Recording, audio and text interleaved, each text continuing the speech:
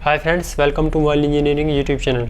तो आज की इस वीडियो में मैं आप लोगों को लाइव प्रैक्टिकल बताने वाला हूं कि अगर किसी भी स्मार्टफोन की eMMC डेड हो जाती है या फिर फ़ोन गिरने की वजह से eMMC डिस्कनेक्ट हो जाती है पीसीबी से, या फिर फ़ोन लिक्विड डैमेज हो जाने की वजह से eMMC डैमेज हो जाती है, तो हमें डीसी पावर सप्लाई मशीन के अंदर क्या रीडिंग देखने को मिलती है, और या फिर सिस्टम के थ्रू किसी भी टूल की सहायता से उस फ़ोन को फ्लैश करते टाइम या उसकी रीड इन्फॉर्मेशन लेते टाइम हमें क्या एरर देखने को मिलता है, और उसके बाद में हम उस आईसी को रिबोल करके लगाएंगे और या फिर उस eMMC को चेंज करेंगे।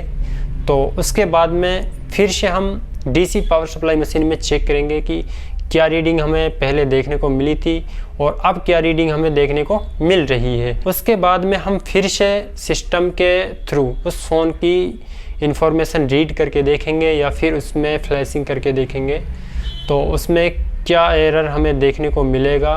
तो चलते हैं इस वीडियो की तरफ। तो फ्रेंड्स, मेरे पास जो ये स्मार्टफ़ोन है Redmi Note 5 स्मार्टफ़ोन है। तो इसकी मैंने जो eMMC है उसको निकाला हुआ है। ये इसकी eMMC है, ठीक है, ये इसकी eMMC है। आपको क्लियर करके दिखा देता हूँ।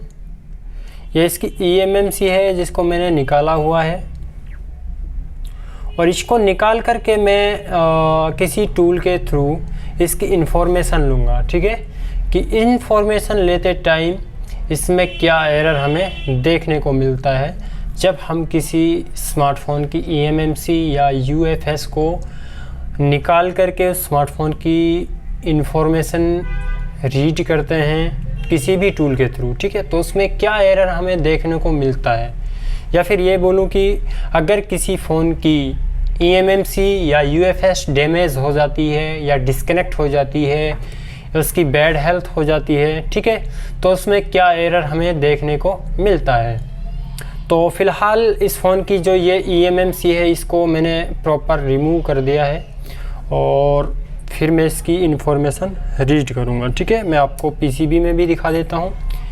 यहाँ पे eMMC लगी हुई होती है जिसको मैंने निकाल रखा है, ठीक है, और ये इसका CPU है, ठीक है।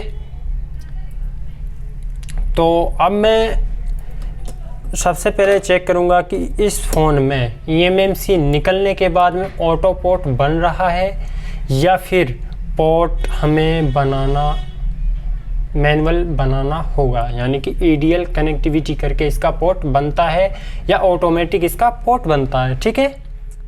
तो सबसे पहले क्या करूंगा, मैं सिस्टम के अंदर डिवाइस मैनेजर ओपन कर लूँगा। तो मैं डिवाइस मैनेजर यहाँ पे ओपन कर चुका हूँ। उसके बाद मैं पोर्ट्स वाले सेक्शन में चले जाऊँगा, यानी कि इसको एरो डाउन कर दूँगा और इसको मैं साइड कर दूँगा, ठीक है। उसके बाद में हम सिंपली क्या करेंगे, इसमें डाटा केबल इंसर्ट करेंगे, ओनली डाटा केबल। कोई भी हम यहाँ पे EDL पॉइंट को यहाँ पे कनेक्ट नहीं करेंगे। तो सिंपली मैं यहाँ पे डाटा केबल इंसर्ट कर देता हूँ। तो मैंने यहाँ पे डाटा केबल इंसर्ट कर दिए। उसके बाद में देखिए यहाँ पे Qualcomm HS USB QD loader 9008, यानी कि पोर्ट इसका बन चुका है। ऑटो पोर्ट यहाँ पे ये बन रहा है, ठीक है। जब भी कोई eMMC डैमेज होती है या फिर लिक्विड डैमेज होती है या फिर डिस्कनेक्ट हो जाती है, तो उसमें स्मार्टफोन ऑटो पोर्ट बनाता है, ठीक है। और उसके बाद में हम किसी टूल के थ्रू इसकी रीडिंग लेंगे, ठीक है। तो मैं यहाँ पे UMT की क्वालकॉम ऐप को ओपन कर लेता हूँ, यानी कि मल्टी टूल QC फायर, ठीक है। इसको ओपन कर लेता हूँ। इसके थ्रू मैं इस फ़ोन की रीडिंग करूँगा, यानी कि इस फ़ोन की जो इन्फॉर्मेशन है उसको रीड करूँगा, उसमें क्या एरर हमें देखने को मिलता है, ठीक है। तो यहाँ पे QC फायर, ठीक है, ये ओपन हो चुकी है। और QC फायर का जो 8.6 वर्जन है ये बिल्कुल लेटेस्ट है। तो उसके बाद में हम यहाँ पे रीड एंड टूल के अंदर आ जाएंगे उसके बाद में हमें मॉडल वगैरह सेलेक्ट करने की कोई ज़रूरत नहीं होती है, इसमें ऑटोमेटिक काम हो जाता है। ठीक है, यहाँ पे सिंपली आपको क्या करना है, सिंपली रीड इन्फॉर्मेशन पे आपको क्लिक कर देना है। तो यहाँ पे रीड इन्फॉर्मेशन मैंने यहाँ पे क्लिक कर दी है और यहाँ पे देखो, यहाँ पे पोर्ट वगैरह ले लिया है इसने और यहाँ पे कनेक्टिविटी इसकी प्रॉपर हो चुकी है। ठीक है, उसके बाद में एक्सिक्यूटिंग लोडर ओके दिखा रहा है और उसके बाद में यहाँ पे नीचे प्रोसेसिंग और चलेगी, यानी कि मेमोरी जो होती है eMMC की, डिटेक्ट मेमोरी टाइप या स्टोरेज टाइप। ठीक है, यहाँ पे चल चुका है। तो यहाँ पे देखिए आपको डिटेक्टिंग स्टोरेज टाइप फेल्ड लिखा हुआ आ रहा है, एरर लॉग, और इसके बाद में नीचे एरर लॉग यहाँ पे देखने को मिल रहा है। तो यहाँ पे डिटेक्टिंग स्टोरेज टाइप फेल्ड लिखा हुआ आ रहा है। तो इसका मतलब या तो इस फ़ोन में eMMC डिस्कनेक्ट है या इसकी लिक्विड डैमेज है। मैं इस फ़ोन की बात नहीं कर रहा हूँ, ये इस फ़ोन की तो eMMC ऑलरेडी निकाली हुई है। तो इस तरीके की अगर आपके स्मार्टफोन में प्रॉब्लम देखने को मिल रही है तो इससे आप अंदाज़ा लगा सकते हैं कि फ़ोन की जो eMMC या UFS है वो या तो डिस्कनेक्टेड है या लिक्विड डैमेज है या फिर उसकी बैड हेल्थ है। ठीक है, तो इस फ़ोन की eMMC निकली हुई है। अगर किसी फ़ोन की eMMC निकाल करके आप इंफॉर्मेशन रीड करोगे या फॉर्मेट करोगे तो ना ही वो फॉर्मेट होगा, ना ही उसकी आप इंफॉर्मेशन रीड कर सकते हैं। ठीक है, क्योंकि किसी भी फ़ोन की जो इंफॉर्मेशन होती है और उसका जो भी कोई डाटा होता है वो सिर्फ़ और सिर्फ eMMC या UFS में ही होता है। ठीक है, तो अब हम चेक करते हैं कि अगर इस फ़ोन की eMMC निकाल करके हम DC पावर सप्लाई में रीडिंग चेक करें या एम्पियर चेक करें तो वो कितना कंजप्शन होता है या कितनी रीडिंग हमें देखने को मिलती है। ठीक है, यानी जब भी eMMC का स्मार्टफोन में फ़ॉल्ट आता है तो क्या रीडिंग स्मार्टफोन के अंदर बनती है, क्या नहीं बनती है। ठीक है, तो आप यहाँ पे देख रहे होंगे कि मैंने इसकी eMMC ऑलरेडी यहाँ पे निकाली हुई है। ठीक है, तो अब मैं इसको केबल से कनेक्ट कर लेता हूँ। ठीक है, केबल से मैं इसको कनेक्ट कर देता हूँ और कनेक्ट, तो प्रॉपर यहाँ पे मैं इसको कनेक्ट कर लेता हूँ। तो प्रॉपर ये यहाँ पे कनेक्ट हो चुका है। ठीक है, उसके बाद में मैं देखिए यहाँ पे ऑन ऑफ की को यहाँ पे प्रेस कर देता हूँ मशीन में और यहाँ पे एम्पियर आप चेक कर सकते हैं क्या एम्पियर यहाँ पे फ़िलहाल बन रहे हैं। ठीक है, जैसे ही मैं पावर की को यहाँ पे प्रेस करूँगा तो आप देखिए 65 तक यहाँ पे एम्पियर जा रहा है और मैंने यहाँ पे प्रेस पावर की को यहाँ पे छोड़ दिया है, बट हमारी जो पावर है वो यानी रीडिंग है वो स्टेबल है एक जगह। ठीक है, 65। ठीक है, तो अब हम eMMC को यहाँ पे रिबोल करेंगे। ठीक है, तो यूनिवर्सल स्टेंसिल के मदद से मैं इस IC को रिबोल करूँगा। ठीक है, तो इस IC को यानी eMMC को मैं रिबोल करूँगा 0.5 × 38 × 38 वाले सेक्शन में। ठीक है, ये इसमें परफेक्टली रिबोल हो जाएगी और इसी साइज़ से ये मैच करती है इसकी जो बॉल्स हैं। ठीक है, परफेक्टली मैं इसको यहाँ पे मैचिंग करके सेट करूँगा और किसी ट्वीज़र की सहायता से मैं इसको दबा के रखूँगा। ठीक है, इसमें ज़रूरत के मुताबिक PPD मैं यहाँ पे अप्लाई करूँगा और उंगली की सहायता से इसको फैला दूँगा। उसके बाद में यहाँ पे मैं किसी कटर या फिर ब्लेड की सहायता से इसको क्लीन कर लूँगा और टिश्यू से इसको थोड़ा और क्लीन कर लूँगा। उसके बाद में यहाँ पे हीट लगानी है, तो यहाँ पे हीट लग चुकी है और इसकी जो बॉल्स हैं वो कम्प्लीटली रिबोल हो चुकी हैं। ठीक है, और यहाँ पे जो मैं SMD यूज़ किया हूँ वो Kiwi 457 DW+ है और अब इस IC को मैं इस स्टेंसिल से अलग कर लेता हूँ। यहाँ पे मैंने इसमें हल्का सा पेट्रोल लगा दिया है और ब्रश की सहायता से मैं इसको निकालने की कोशिश करूँगा। ठीक है, तो ये आईसी स्टेंसिल से अलग हो चुकी है और इसको मैं क्लीन कर लेता हूँ। ठीक है, इस वीडियो को मैंने फास्ट फॉरवर्ड में डाल दिया है। ठीक है, तो आप इसको स्किप ना करिएगा, कंप्लीट देखिएगा। ठीक है, तो इसको मैं परफेक्टली यहाँ पे क्लीन कर देता हूँ। उसके बाद में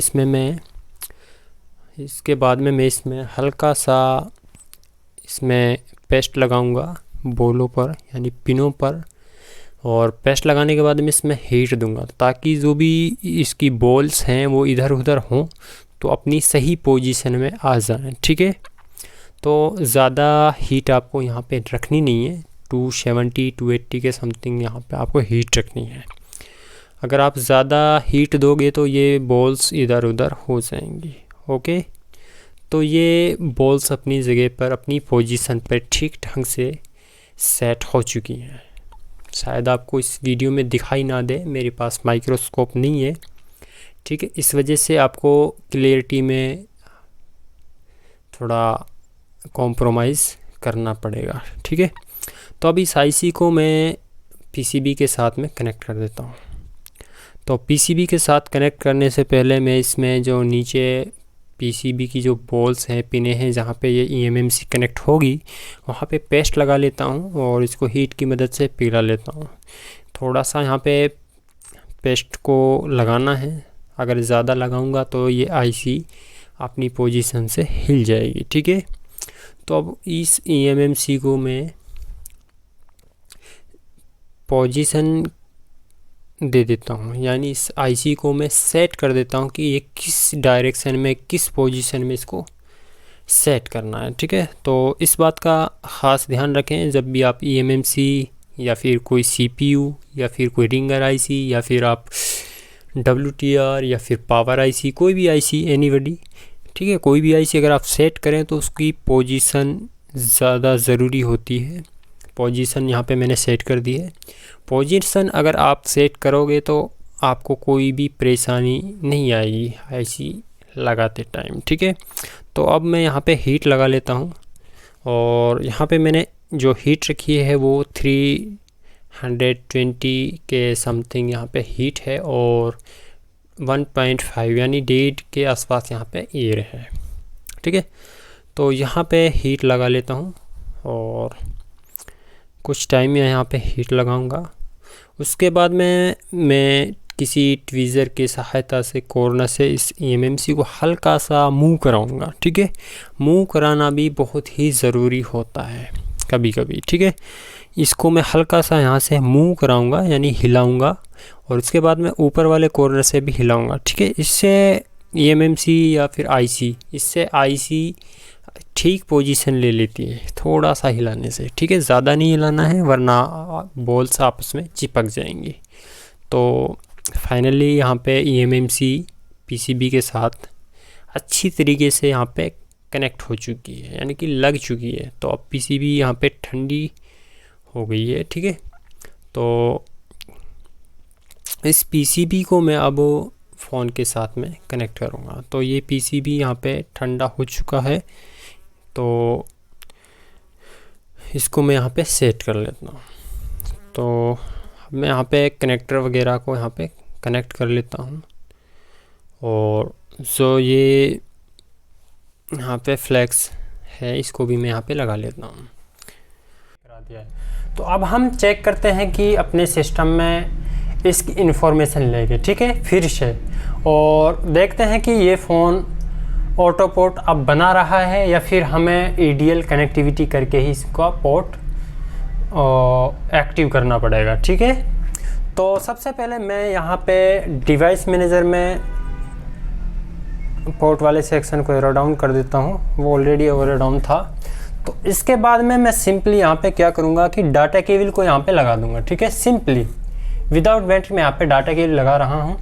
तो ये फ़ोन देखो यहाँ पे डाटा केबल लगाते ही एमआई का लोगो इसमें आ चुका है। ठीक है, तो ये ऑटो पोर्ट यहाँ पे नहीं बना रहा है। ठीक है, तो अब क्या करेंगे, हम इसमें पोर्ट बनाएंगे। ईडीएल वाला जो पोर्ट होता है उसको हम कनेक्ट करेंगे। ठीक है, तो आइडियल पॉइंट्स जो इसके होते हैं यहाँ पे डिस्प्ले कनेक्टर के पास में यहाँ पे 2 पॉइंट्स हैं। Redmi Note 5 में यहाँ पे इसके आइडियल पॉइंट्स होते हैं, इसको शॉर्ट करके रखना है, उसके बाद में हमको डाटा केबल लगा देनी है। ठीक है, तो मैंने यहाँ पे डाटा केबल लगा दी है। तो फिर से मैं इसको ट्राई करूँगा, मैं टीवीज़र बदल देता हूँ। तो यहाँ पे इन दोनों पॉइंट्स को मैं शॉर्ट करके रखा हूँ, उसके बाद में मैं डाटा केबल इंसर्ट करूँगा। ठीक है,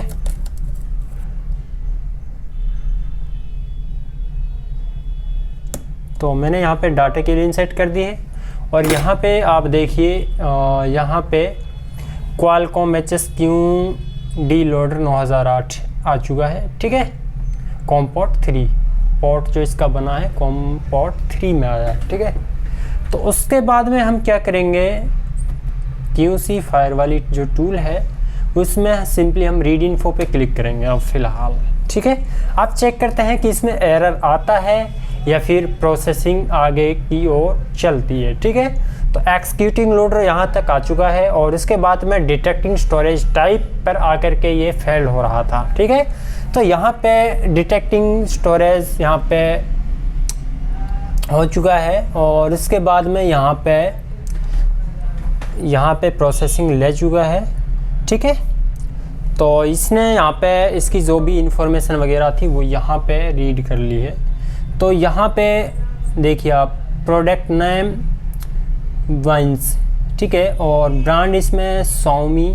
ठीक है, device Xiaomi Redmi Note 5, Redmi 5 Plus भी इसको बोलते हैं, Redmi Note 5 भी इसको बोलते हैं। ठीक है, फायरमवेयर की वजह से हम इसको Redmi 5 Plus भी कह सकते हैं और वैसे इसको हम Redmi Note 5 के नाम से ही जानते हैं। ठीक है, तो मैं यहाँ पे अगर DC पावर सप्लाई की रीडिंग की बात करूँ तो अगर ऑन फ़ोन होता है, ऑन कंडीशन में स्मार्टफोन होता है तो उसमें क्या रीडिंग आती है। ठीक है, तो फ़िलहाल ये फ़ोन ऑन हो चुका है। उसके बाद में मैं आपको यहाँ पे रीडिंग चेक करा देता हूँ कि DC पावर सप्लाई मशीन से इसकी जो रीडिंग वगैरह हैं वो क्या आती हैं। ठीक है, ऑफ eMMC निकलने से पहले इसमें रीडिंग क्या थी और eMMC डलने के बाद में इसमें रीडिंग क्या है। ठीक है, तो यहाँ मैंने केबल कनेक्ट कर दी है और उसके बाद में सिंपली ऑन करूँगा। ऑन करने के बाद में देखिए यहाँ पे 4.200। ठीक है, यहाँ पे कोई भी रीडिंग यहाँ पे ऑटो नहीं चल रही है। ठीक है, तो जैसे ही मैं यहाँ पे पावर ऑन ऑफ की को प्रेस करूँगा तो वहाँ पे रीडिंग चल चुकी है। ठीक है, देखो वहाँ पे, और ये फ़ोन यहाँ पे स्टार्टअप हो चुका है। तो आज की वीडियो खास इस वजह से मैंने बनाई है कि अगर कोई भी फ़ोन ऑटो पोर्ट बना रहा है और रीड इन्फॉर्मेशन करने पर भी वो स्टोरेज पे आकर के फेल हो रहा है या स्टोरेज फेल्ड आ रहा है या स्टोरेज एरर आ रहा है या फिर स्टोरेज एरर में AABB बहुत तरह की प्रॉब्लम देखने को मिलती हैं, तो उसमें मोस्टली eMMC डैमेज होती है या डिस्कनेक्ट होती है। ठीक है, तो आप उसको या तो रिबोल करके दोबारा से लगाएं या फिर एक्सचेंज करें। ठीक है,